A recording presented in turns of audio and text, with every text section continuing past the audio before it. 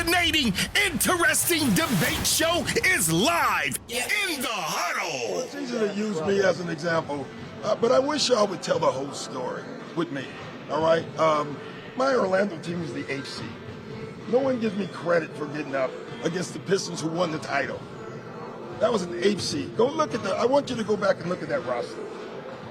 I dare you to go back and look at that roster, and you would say, what a hell of a coaching job. Really. I mean, the Clipper team that we lost 3-1. Chris Paul didn't play in the first two games and was playing on one leg. And we didn't have home court. And then the last one, to me, is the one we blew. That's the one I said, we blew that. Now, it was in the bubble, and anything can happen in the bubble. There's no home court. Game 7 would have been in L.A., you know.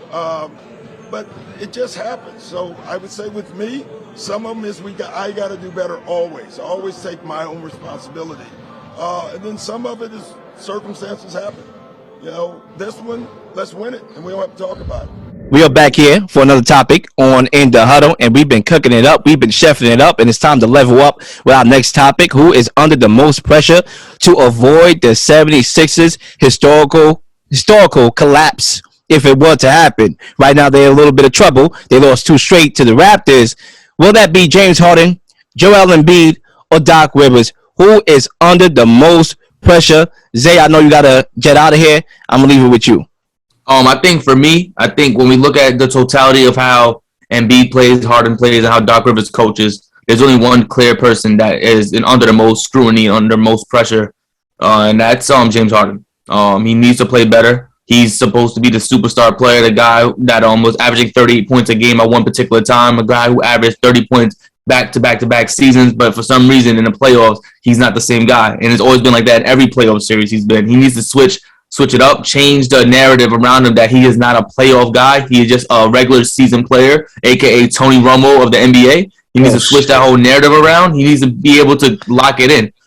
James Harden plays too much for the foul call, and it's affecting his entire team. It's always affected his teams as they play. When you look at what James Harden was on the Rockets, they go to game 7s, they go to game 6s. The guys start missing shots, breaking threes. They're unable to play aggressive. They're unable to play under the physicality. And that's the microcosm of being a James Harden teammate, because that's what you fall under. You fall under these petty fouls you happen in practice, these petty fouls that happen during the regular season. And James Harden needs to play through the fouls. He needs to play through the contact and actually muscle up and get these points. He's a great scorer. He's a guy who's very talented, but for whatever reason, he's looking to draw the foul instead of make the basket. And that's a big issue. And I hope he doesn't affect Tyrese Maxey with the same nonsense, because Maxey is a gifted scorer, a guy who could play through physicality. But if he learns from James Harden, unfortunately, he's going to learn to just flail and flop for a free throw opposed to try to go through the basket and score. So James Harden right now is under the most pressure to hopefully help the 76ers avoid a major collapse, because right now Joel Embiid has a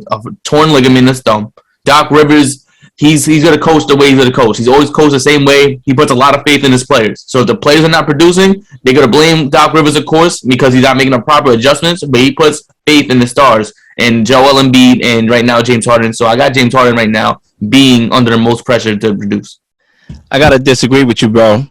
First off, I would like to say unapologetically, James Harden is already, in my opinion, the most overrated player in basketball. I've been on the record, outside of the record, on the show. In chats, people know how I feel about that. And I'm ready to say it on the air and say it with my chest. He's overrated. Anyway, it's time for Doc Rivers to put more faith in himself instead of his plays, and put more faith in his coaching abilities and make some adjustments. Otherwise, they're going home. The answer for me is easy and simple. It's Doc Rivers. Right now, what Nick Nurse is doing is making adjustments. He's playing chess. Okay, with the loss of Fred VanVleet, these guys decide to go big and throw big guys with rangy wingspans at these other dudes to slow them down. At James Harden going downhill to slow him down, and throw big bodies in there. You're talking about the shortest dude on the floor right now is Gary Trent Jr. at 6'5".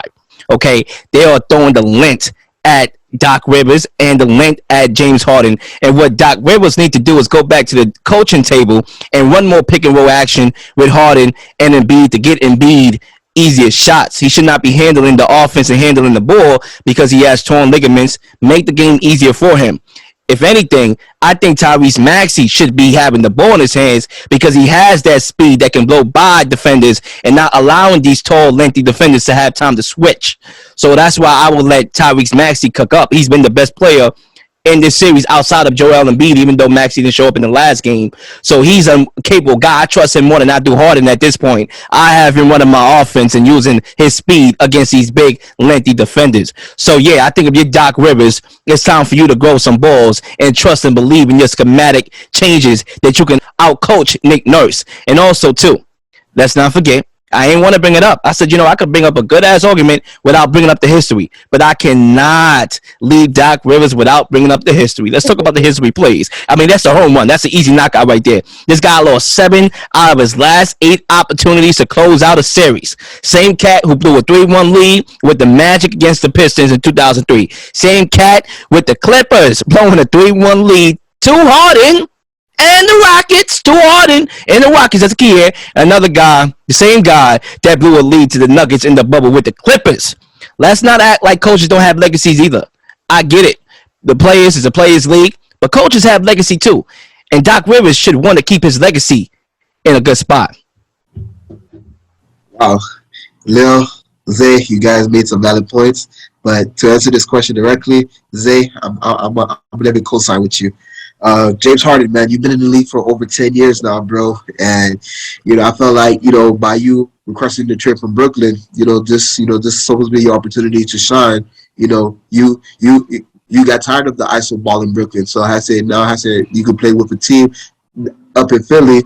Now I say, in crunch time situations, you're not helping your team close out games at all. You're struggling to shoot, just like Zay said, like instead of trying to go for the basket, you want to draw fouls. And, right now the NBA changed the foul rule, buddy. So right now, just play basketball, bro. Close out the game, help, play, just play a little defense. You feel me? And understand this, bro. Like, hey, if you happen to magically get eliminated by the Raptors in the first round, joke's on you. Who told you to leave Brooklyn? But anywho, I just felt like, all the pressure's on you now. Now, I said the narrative, the media will come after you saying, was it really, a right idea to leave Brooklyn in the first place? So I believe all the pressure right now is on Harden. Embiid is that dude. Embiid, there's no issues with him besides his torn ligament in his thumb, so he's doing a good job. Doc, at this point, this is like, a cycle with Doc, man. He's known for blowing leads, so that's why, there's no pressure on Doc for me to this question. But all the pressure right now is definitely on Harden. I think me personally, this is my last argument on this topic. James Harden is going to be a 76er next year and the year after that. They stuck with Harden's terrible contract coming down the pipeline. Clearly, Harden has shown you with this short sample size that he cannot blow by defenders anymore. It's harder for him to get to the paint. He's moving like a 85-year-old citizen on the court. He's not the same guy. He doesn't have the same mileage. He's going to be fine. As far as maybe not in legacy talk, he's not. He's going to get flamed, obviously, but he's still going to have a job. If Doc Rivers blow this lead, I'll be shocked to see him back on the 76ers next year. He's going to be right up there with me, bro, on Indeed, looking for a job. I think when you look at Doc Rivers, he definitely gets the best out of it. A lot of guys on the team, the young guys for certain. He has a track record of playing young guys and getting them to the max potential, a.k.a. Rondo, a.k.a. Gilgeous-Alexander, a.k.a. Landry Shamet, Tyrese Maxey. He gets the young guys to play to their max potential. And I think when you look at that in its entirety, that's why he is labeled as one of the best coaches in the NBA history has ever seen. And then my biggest thing is that the star players are the guys who need to step it up when it's crucial. When it's time, his star players don't show up. And then that's the biggest issue, because why is it that when he's playing with guys like on the Clippers, when he had nobody but Pat Bev, Lou Williams, they're able to make a playoff and kind of force it to the Golden State Warriors. But then when he has star players like the Chris Pauls, like for instance right now when Joel Embiid, the James Hardens, they're not showing up. And that's the biggest issue. So what are the star players' mentalities when they're playing for Doc Rivers that they just don't show up in the crucial moments? And that's the biggest issue with me.